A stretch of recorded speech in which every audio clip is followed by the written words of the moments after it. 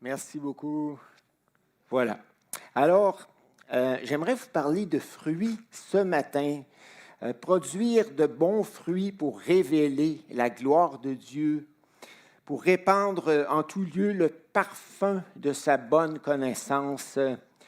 Et dans le fond, je suis parti de notre étude de Romains. On est rendu dans les versets 13 et 14 et il n'y a pas énormément d'exégèse à faire dans ces versets-là. On va regarder quand même le verset, les deux versets, mais on va élargir l'étude et regarder le thème des fruits dans les Écritures à partir de l'Ancien Testament jusqu'au Nouveau Testament. Donc, ça va être une étude thématique sur la notion de fruits. L'objectif de Paul en répandant l'Évangile était de recueillir des fruits pour Dieu chez tous les peuples non-juifs de l'Empire. Donc, Paul n'était pas juste un apôtre, il était aussi un jardinier. C'est ça que ça dit, n'est-ce pas? C'est un jardinier. Il voulait recueillir des fruits pour Dieu, pour la gloire de Dieu. Il voulait que de nombreux hommes et de nombreuses femmes partout dans toutes les nations de l'Empire puissent cesser de se rebeller contre le grand Dieu, puissent cesser de vivre tout de travers en lui déplaisant pour se rendre compte d'abord de son existence, mais ensuite de sa grandeur, de sa sainteté et avec un désir profond de vivre pour lui dans la suite de leur vie, dans la suite des temps. Donc, Paul priait pour ça, puis son objectif, c'était de recueillir des fruits chez les Romains, comme chez tous les peuples de l'Empire, parce qu'il voulait se rendre jusqu'en Espagne, qui était l'extrême occidental de l'Empire, finalement.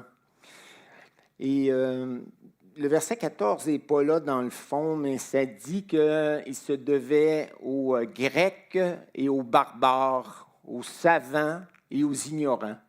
Et c'est intéressant parce que les Grecs, c'était les gens les plus cultivés. Les barbares, c'était les sous-classes. Là. Il y avait tellement de classes dans l'Empire romain, c'est pas possible. Il y avait des aristocraties, des esclaves, des libres, des rachetés, des ci, des ça. Puis il y avait les citoyens plus, puis les citoyens moins. Puis tu en avais de toutes les sortes. Puis il y en avait qui étaient très instruits, puis il y en avait d'autres qui étaient analphabètes, puis il y en a d'autres qui ne savaient pas lire, pas écrire. Mais l'Évangile est pour tous. N'est-ce pas merveilleux? On peut devenir un fruit agréable à Dieu. Peu importe qu'on soit instruit ou non, peu importe qu'on soit savant ou non. Souvent, trop de connaissances, trop de culture nous donne l'impression de ne pas avoir besoin de Dieu, alors qu'on en a extrêmement besoin, on en a tous besoin. Mais c'est tellement merveilleux de voir Dieu qui s'adresse à tous les humains, sans aucune exception. Les plus rebelles, les plus désordonnés, ceux qui ont gâché leur vie, ceux qui ont ruiné bien des choses dans leur parcours. Dieu désire les avoir, puis les prendre comme des petites brebis, les soigner, les guérir et penser leurs blessures. Donc ça, c'est quelque chose de formidable. Donc à partir de ça, je lis ici le verset 14. Je me dois aux Grecs et aux barbares, aux savants et aux ignorants. Voilà, je ne veux pas vous laisser ignorer, frères, que j'ai souvent formé le projet d'aller vous voir afin de recueillir quelques fruits parmi vous, comme parmi les autres nations. Mais j'en ai été empêché jusqu'ici. Je me dois aux Grecs et aux barbares, aux savants et aux ignorants. Voilà, je l'avais finalement. Les Écritures soulignent l'importance de porter du fruit pour Dieu. Donc, j'ai commencé dans l'Ancien Testament, puis je me suis dit, on va faire un petit survol. Le nom hébreu, péri, c'est pas le seul mot qui parle de fruits, parce que tu peux avoir dans une langue plusieurs termes qui parlent de fruits, mais disons que j'en ai pris un. Le principal, le nom hébreu péri, fruit, est employé environ 107 fois dans l'Ancien Testament, soit au sens littéral, figuré, ou une troisième catégorie de sens que je me suis donné, là, moral et spirituel. Et il y a le verbe aussi qui est associé au nom, qui est employé, mais disons que le nom est employé 107 fois au moins. Au sens propre, péré est employé dans les expressions comme fruits de la terre ou les fruits du sol, fruits de tous les arbres, fruits de l'olivier, fruits de leurs champs, fruits du pays. Donc Dieu désirait combler son peuple d'abondance. Et le mot fruit, je dirais, connotait la notion d'abondance par rapport à sécheresse, famine, manque de nourriture et tout ce que vous voudrez. Puis je pense que le nom fruit avait un sens plus large que nous, ce qu'on appelle fruits versus légumes. Là. Tu sais, c'était beaucoup plus large, même au sens littéral. Mais le mot est employé au sens figuré dans des expressions comme le fruit de son travail. C'est quoi que ça veut dire, le fruit de son travail? Hein, le produit de son travail, finalement, le résultat, le produit, le fruit des entrailles ou le fruit du sein, S-E-I-N, dans le sens de ventre, le ventre de la maman enceinte, là, le fruit des entrailles, le fruit de tes troupeaux. Hein, les troupeaux ne sont pas des pommes, ni des poires, ni des bananes, à ce que je sache, mais quand même, ils sont appelés fruits dans les Écritures, dans un sens figuré de produit. Puis ensuite, on arrive au sens moral et spirituel. On retrouve ce terme désignant le bien ou le mal provenant du cœur. Le fruit du juste ou de la justice, ben, si tu es juste à l'intérieur, là, ce qui va sortir de ta bouche, ce qui va apparaître dans tes actions, dans tes projets, c'est des fruits de justice. Tu vas faire le bien, tu vas chercher à accomplir les lois de Dieu. Le fruit de l'humilité. Hein, c'est quoi le fruit, quand tu y penses, là, le fruit de l'humilité? C'est pas un fruit qui fait beaucoup de bruit, là. C'est un fruit qui écoute, qui se met, disons, au diapason des autres, qui se met à leur niveau, qui cherche à communiquer leur amour aux gens qui les entourent, qu'ils soient savants ou ignorants. Le fruit de la bouche.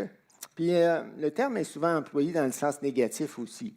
Le fruit de son cœur, le cœur de celui qui se rebelle contre Dieu, le cœur du méchant, le fruit de ses pensées. Hein, il y a des gens qui paraissent bons, généreux à l'extérieur, mais qui fomentent des pensées de mesquinerie, de revanche, des mauvais fruits finalement.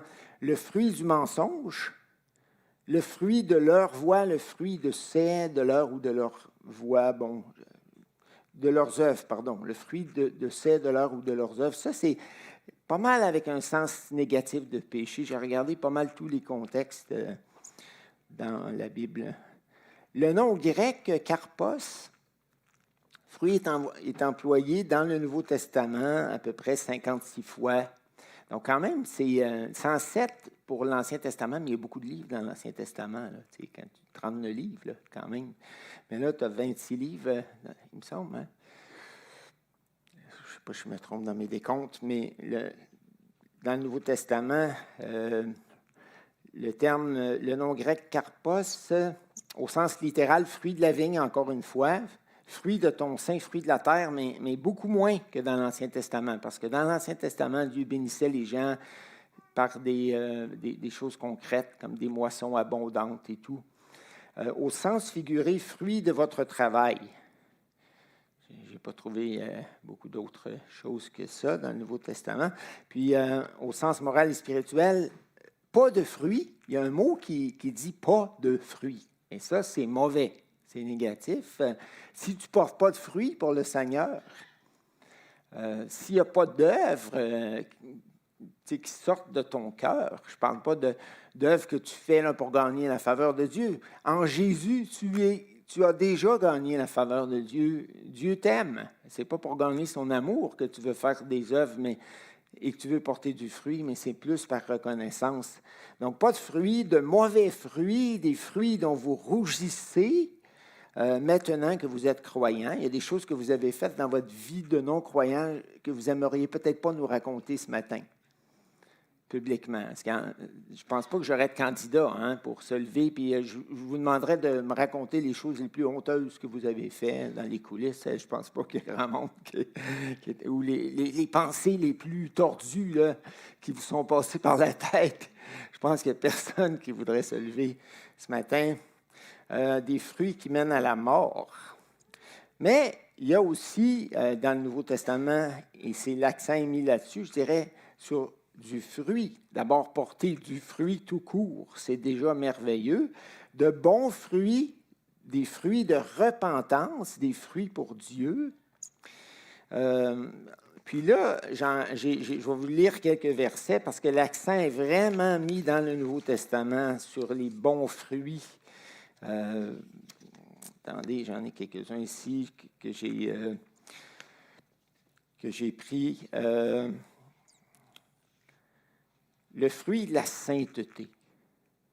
S'il y a de la sainteté dans ton cœur, si ton cœur est de plus en plus délivré du péché, de moins en moins contrôlé par des passions mauvaises, ça va paraître dans tes actions, dans tes discours, dans tes attitudes, ta façon de vivre. Romains 6, 22, mais maintenant, étant libéré du péché, du contrôle du péché, et devenu esclave de Dieu, vous avez pour fruit la sainteté et pour fin la vie éternelle. Il y a aussi le fruit de l'Esprit dans Galates 5, 22. Et le Saint-Esprit vit en nous, puis il produit son fruit dans nos cœurs, mais le fruit de l'Esprit, c'est l'amour, la joie, la paix, la patience, la bonté, la bienveillance, la foi, la douceur, la maîtrise de soi. Puis vous ferez un petit exercice, vous prenez ce verset-là, puis vous essayez de voir c'est quoi la différence, le contraire de chacun des éléments qui est mentionné dans la liste. Et ça va vous aider à comprendre. Okay? Le fruit de l'esprit, c'est l'amour, mais le fruit de la nature pécheresse, c'est l'égocentrisme, l'égoïsme, la haine. Le fruit de l'esprit, c'est la joie, mais le fruit de la nature pécheresse, c'est la tristesse, l'insatisfaction. Le fruit de l'esprit, c'est la paix, mais le fruit de la nature pécheresse, c'est l'angoisse, les troubles, les relations houleuses, les conflits. Le fruit de l'esprit, c'est la patience, mais le fruit de la chair, de la nature pécheresse, c'est l'impatience, l'irritabilité, l'intolérance. Bonté versus méchanceté, malice, mesquinerie, bienveillance.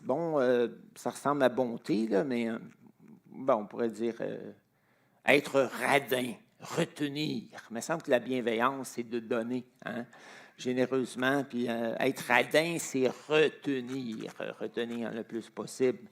La foi versus l'incrédulité, la douceur versus dureté, arrogance, violence, maîtrise de soi versus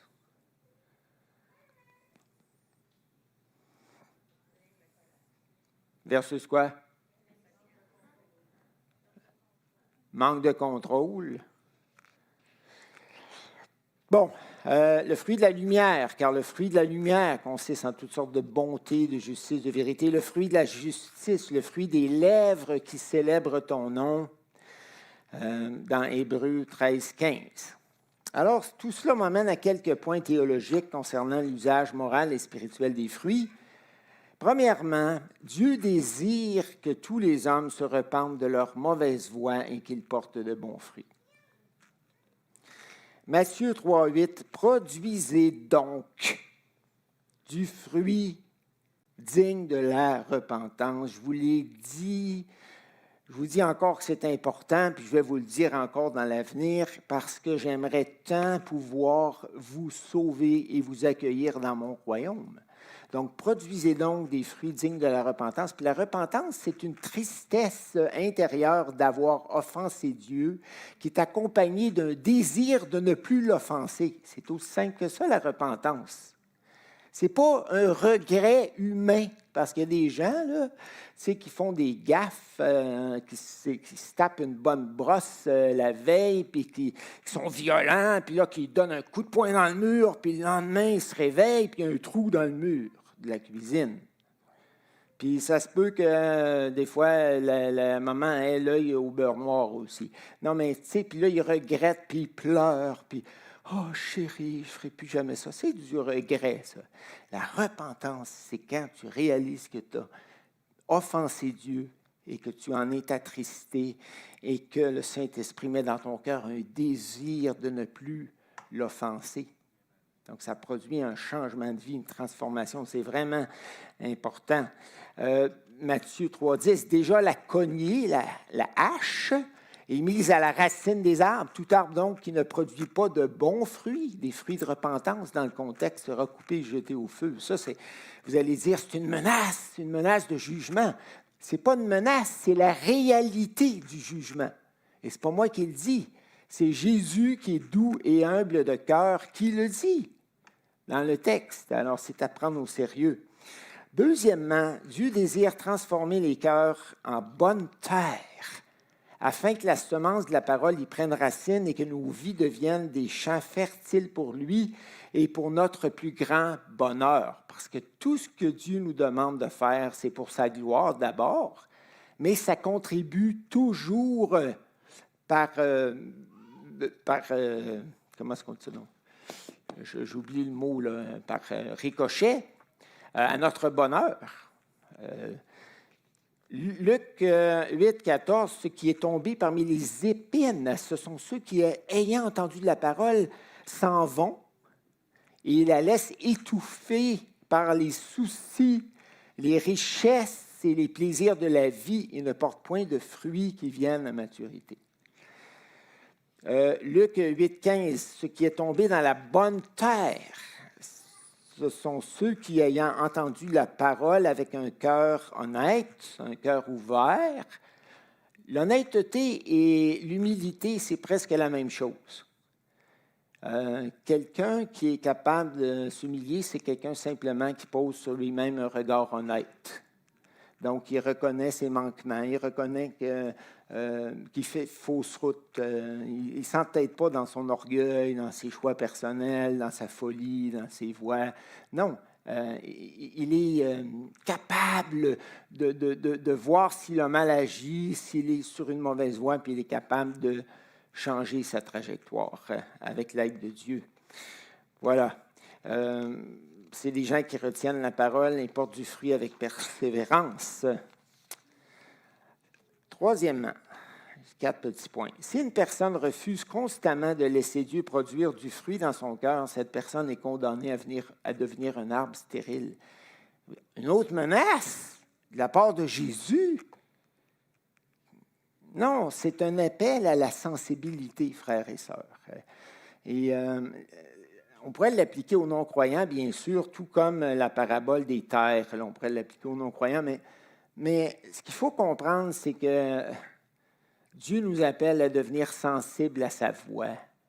Aujourd'hui, si vous entendez sa voix, n'endurcissez pas vos cœurs.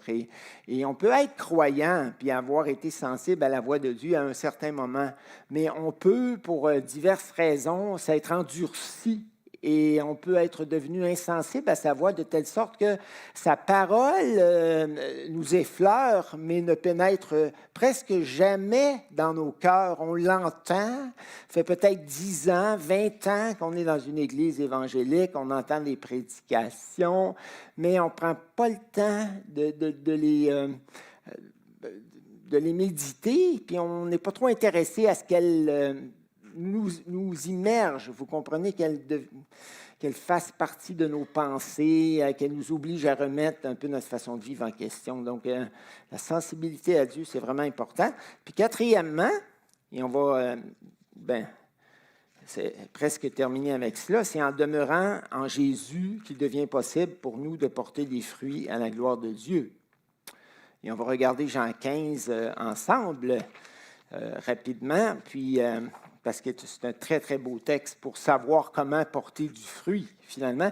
Puis Ronald Cloutier, notre frère Ronald, a écrit un merveilleux texte qui va compléter ce que je vais dire, là, et on va le distribuer. On pourrait le distribuer tout de suite quand même pour être certain que vous n'allez pas partir sans l'avoir, là. Tiens, Tristan, merci beaucoup.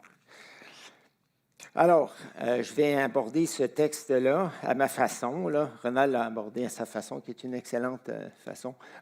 En passant, je vais être parti au Camp Patmos la semaine prochaine. Je vais prêcher toute la semaine au Camp Patmos. Puis, mais vous allez avoir d'excellents prédicateurs durant mon absence. Ronald va prêcher 2 fois, les 2 prochains dimanches. Ensuite, on va avoir notre frère Gérard Dessous, qui va nous apporter la parole, et je suis certain que ça va être excellent. Et on aura Francis à la fin du mois d'août. Et moi, je vais revenir en septembre, parce que j'ai ma semaine de camp, après ça, je prends 2 semaines de vacances. C'est bien. Donc, voilà, dans l'Ancien Testament, la nation d'Israël était comparée à la vigne de l'Éternel. Psaume 88, tu avais arraché de l'Égypte, la sortie de l'Égypte, tu avais arraché de l'Égypte une vigne. Tu as chassé des nations devant elle et tu as planté cette vigne dans la terre promise. C'est ça qui est dit dans le psaume. Isaïe 5.1, « Je chanterai à mon bien-aimé le cantique de mon bien-aimé sur sa vigne. Mon bien-aimé avait une vigne sur un coteau fertile. » Donc, le peuple de Dieu était comparé à une vigne dans l'Ancien Testament. C'est par Israël que les bénédictions de Dieu devaient s'étendre à toutes les nations de la terre. Mais comme vous le savez, Israël, par son infidélité et son peu d'attachement à Dieu, n'a pas été le meilleur canal de la grâce de Dieu. C'est pourquoi Jésus déclare dans le verset 1 de Jean 15 qu'il est le pied de la vigne, qu'il est le canal de grâce divine par excellence. Jésus dit, « Je suis le vrai cep, le vrai pied de vigne, qui par sa sève donnera sa vie, la vie aux sarments, c'est-à-dire aux branches de la vigne, et leur permettra de porter du fruit en abondance. » Il y a 2 types de sarments qui sont mentionnés dans le texte de Jean 15, si vous suivez avec moi, dans Jean 15, pas dans le texte de Ronald, mais dans Jean 15. Ronald, c'est pas tout à l'heure. Le texte de Ronald, c'est le dessert. Moi, c'est le plat principal pour l'instant. D'abord, il y a le serment qui semble être attaché au pied de la vigne, mais qui ne l'est pas vraiment et qui ne porte pas de fruits. Ce serment est décrit dans la première partie du verset 2. Tout serment qui est en moi, c'est-à-dire qui a l'apparence d'être en moi. Il n'est pas vraiment en moi et qui ne porte pas de fruits, il le retranche. Et ce serment-là va être jeté au feu. Donc, ce n'est pas un croyant qui n'obéit pas à Dieu qui va être jeté au feu, là. C'est que dans l'Évangile de Jean, cette forme-là est employée souvent, comme après que Jean ait fait des miracles, on voit ça dans la fin de Jean 2, là, c'est dit Jésus a fait beaucoup de miracles et plusieurs croyaient en son nom. Donc Jean fait des affirmations comme ça, mais dans le sens que plusieurs semblaient croire à son nom ou croyaient à son nom en apparence. Mais, qu'est-ce qu'il dit après? Mais Jésus ne se fiait point à eux. Jésus ne croyait pas vraiment qu'il croyait. C'est ça que ça veut dire. Jésus ne se fiait pas à eux, car il savait ce qui était dans l'homme. Donc, choquez-vous pas de l'idée qui est en moi ici, que ça puisse vouloir dire à l'apparence, en apparence. Mais il y a aussi ce serment décrit dans la deuxième partie du verset 2 qui est véritablement attaché au pied de la vigne, qui porte du fruit et que le Père émonde afin qu'il porte encore plus de fruits. Verset 2. Et tout serment, deuxième partie, qui porte du fruit, pas énormément de fruits. Ce n'est pas parce qu'on se convertit qu'on se met à porter une tonne de fruits du jour au lendemain.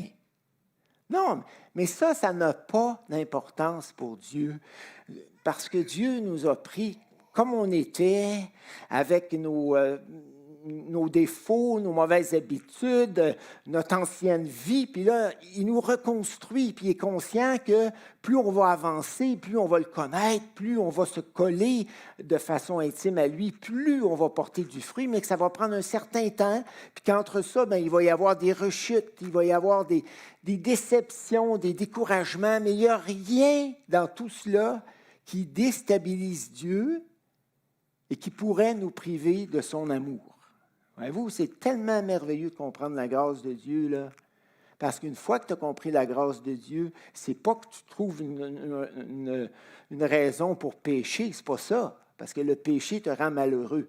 Mais c'est que là, tu relaxes, puis là, tu peux, dans son amour, voir comment tu pourrais grandir, puis comment tu pourrais porter davantage de fruits pour lui. Et de toute façon, tout serment qui porte du fruit, qu'est-ce que Jésus fait? Il l'émonde et il s'occupe de toi. S'il voit que tu veux marcher avec lui, il va s'occuper de toi. Étonne-toi pas de vivre des épreuves, de vivre des moments difficiles. Étonne-toi pas d'être amené par Jésus dans le creuset, parce que c'est souvent la manière dont les humains comprennent bien des vérités spirituelles. Il l'émonde afin qu'il porte encore plus de fruits pour sa gloire et pour son propre bonheur. Celui ou celles qui ont reçu la parole de Dieu sont devenus les sarments de Dieu et portent déjà du fruit. Verset 3, « Déjà, vous êtes purs à cause de la parole que je vous ai annoncée. » Demeurer en Jésus est la seule manière de porter du fruit, comme nous voyons dans les versets 4 et 5. Demeurez en moi et je demeurerai en vous, comme le sarment ne peut de lui-même porter du fruit s'il ne demeure attaché au cep, ainsi vous ne le pouvez pas non plus si vous ne demeurez en moi. Et Renal, il y a une histoire merveilleuse pour illustrer ça, une expérience qu'il a vécue. Renal, à un moment donné, avec un ami, vous lirez ça, c'est vraiment bon.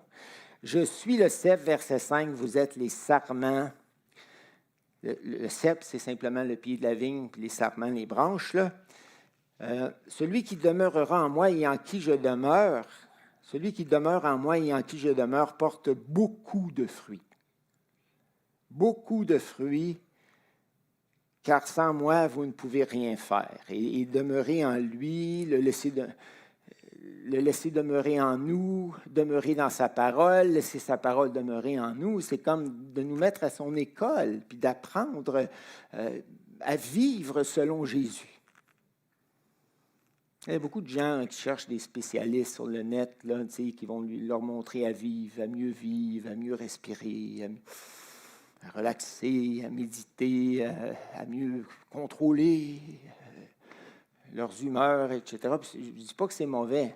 Moi, j'aurais besoin des fois de m'arrêter, puis j'inspire, Shakespeare. J'inspire, Shakespeare.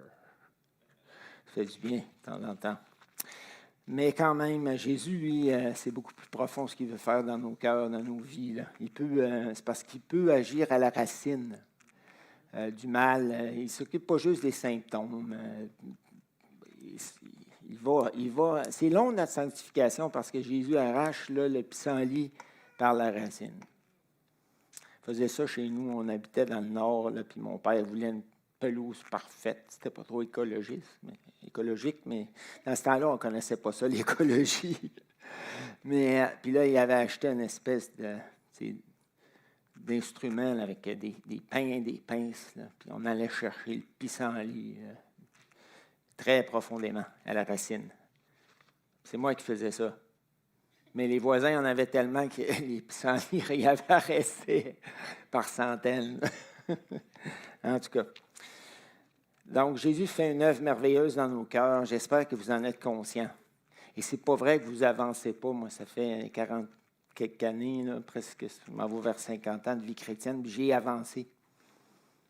Mais j'ai encore beaucoup de chemin à faire, mais j'ai avancé.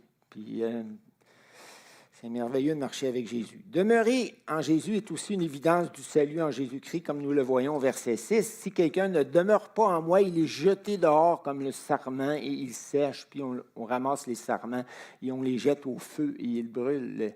Et dites-vous que Jésus écrivait, parlait, c'est-à-dire dans Jean, là, dans l'évangile de Jean, à des gens qui avaient l'apparence de la piété, mais qui n'étaient pas nécessairement authentiquement convertis non plus. Et comme nous le voyons clairement dans les versets 7 et 8, demeurer en Jésus par la foi et l'obéissance est le chemin d'une vie fructueuse à la gloire de Dieu. Si vous demeurez en moi et que mes paroles demeurent en vous, demandez ce que vous voudrez et cela vous sera accordé. Pourquoi? Parce que vos cœurs vont être syntonisés avec celui du Père. Et à ce moment-là, ce que vous allez demander va refléter les désirs du Père, parce que Jésus, en vous transformant vos cœurs, va vous avoir fait grandir en intelligence, puis vous allez avoir beaucoup plus de discernement pour ne pas demander n'importe quoi, mais pour concentrer vos prières sur ce que Dieu désire. Et si tu désires ce que Dieu désire et que tu lui demandes ce qu'il désire, comment ne te répondrait-il pas et ne t'exaucerait-il pas? Donc, ce n'est pas à Dieu d'harmoniser ses désirs avec les nôtres, puis à venir nous rejoindre sur notre terrain, c'est à nous. Oui, il vient nous rejoindre pour nous accueillir dans son royaume, dans sa famille, mais une fois qu'il a fait ça avec beaucoup d'amour, puis qu'il continue de le faire, c'est à nous, frères et sœurs, de nous ajuster, puis d'essayer de comprendre ce qu'il aimerait nous faire comprendre et d'avancer dans la vie chrétienne. Si vous portez beaucoup de fruits, avez-vous remarqué comme cette expression-là est fréquente dans ce texte-là, dans ces versets-là, beaucoup de fruits.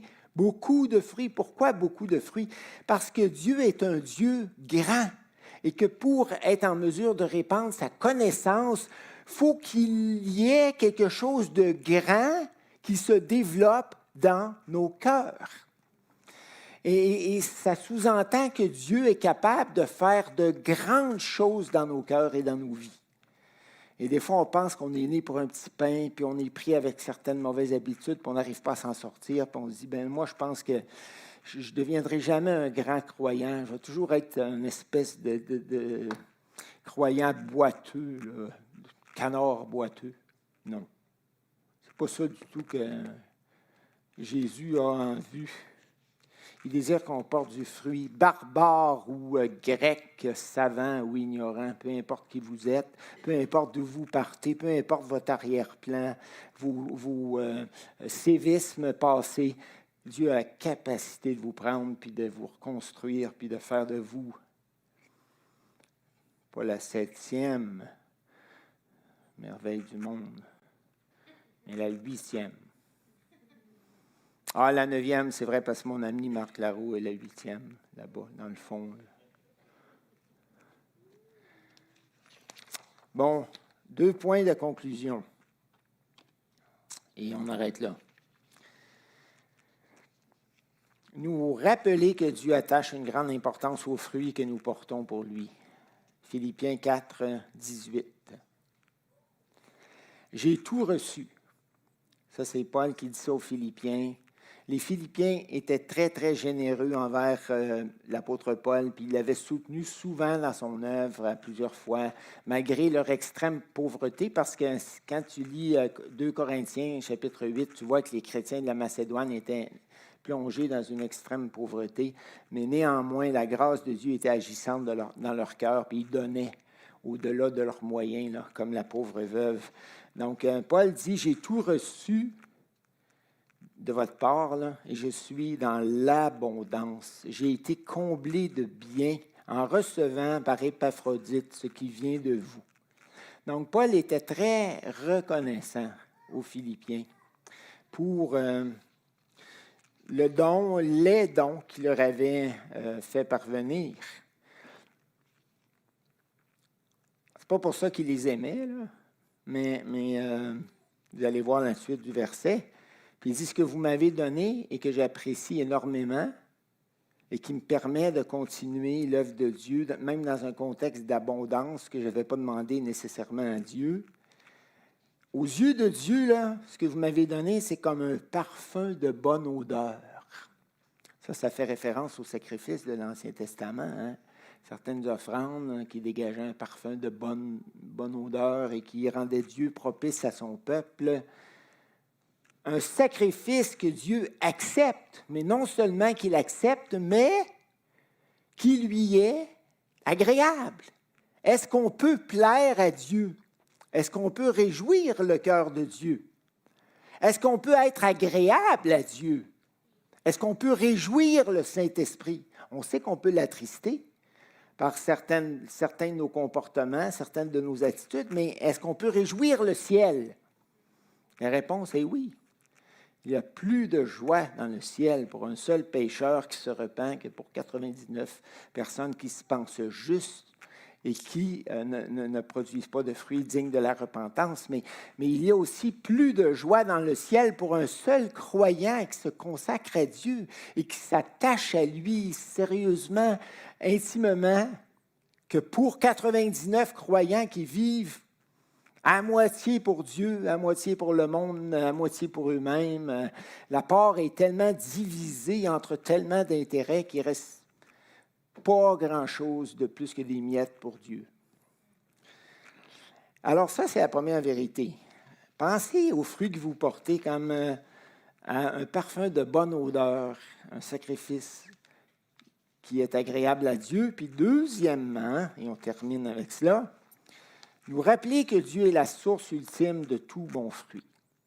On l'a vu dans Jean 15. On reste collé sur Jésus qui est le pied de la vigne. La branche ne doit pas se détacher du pied là, de la vigne, sinon il n'y a plus rien qu'elle peut faire, qu'elle peut produire. Et mon Dieu, verset 19, Philippiens 4, 19, et mon Dieu. Il dit « mon Dieu », pas par hasard, là. « Mon Dieu, celui qui m'a fortifié tant de fois, celui qui a pourvu à mes besoins tant de fois, et mon Dieu pourvoira à tous vos besoins. » Dans le contexte, c'est des besoins financiers parce que, comme je vous l'ai dit, 2 Corinthiens 8, ils étaient très, très pauvres et ils donnaient plus que ceux qui étaient riches.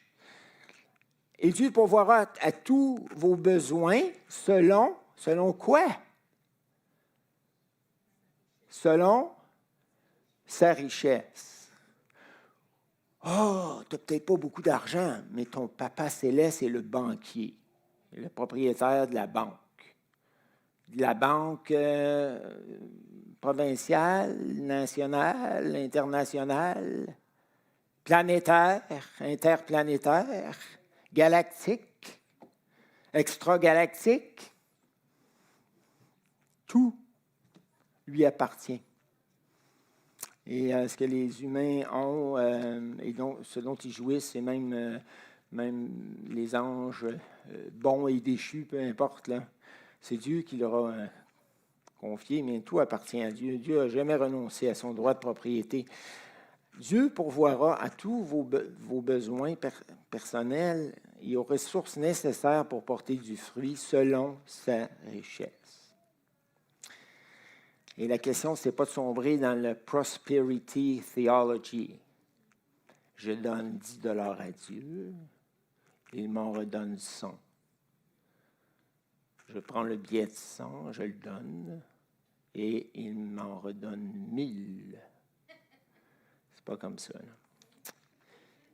Il va te donner en son temps, à sa manière, infiniment. Compte sur lui. Tu n'as pas besoin de dire à Dieu comment faire les choses. Des fois, je demande pardon à Dieu parce que je me rends compte que je lui demande quelque chose, puis je lui dis comment le faire.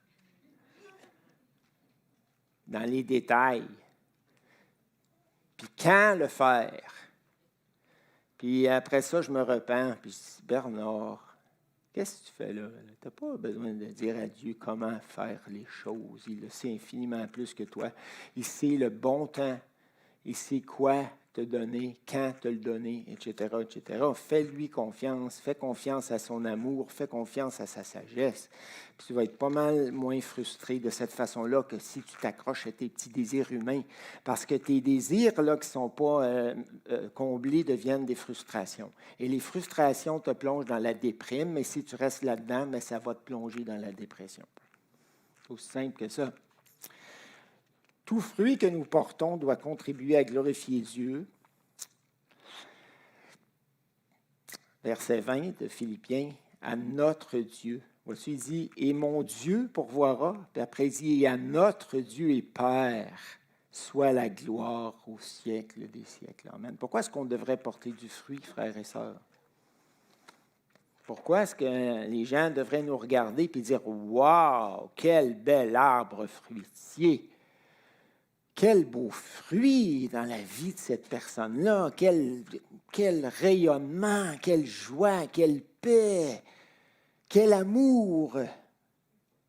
Et tout le reste, ça va être une façon puissante de leur témoigner de l'Évangile. Puis après ça, c'est pas toi qui vas leur courir après pour leur dire « J'aimerais t'annoncer l'Évangile ». C'est eux autres qui vont courir après toi puis ils vont dire « Qu'est-ce que tu as que je n'ai pas? » Parce que je me sens comme une espèce de petit arbre fruitier sec avec quelques petites pommettes rabougries mangées par les vers et les insectes. Toi, tu m'as l'air à rayonner comme un beau pommier majestueux. Et j'aimerais donc avoir le 10e des fruits que tu sembles porter là, dans ton cœur, dans ta vie. C'est ça le témoignage. Il n'y a pas tant d'exhortation en passant à témoigner verbalement dans les Écritures. Et je ne veux pas dire qu'il ne faut pas le faire parce que c'est de l'abondance du cœur que la bouche parle, mais il y a 2, 3 commandements.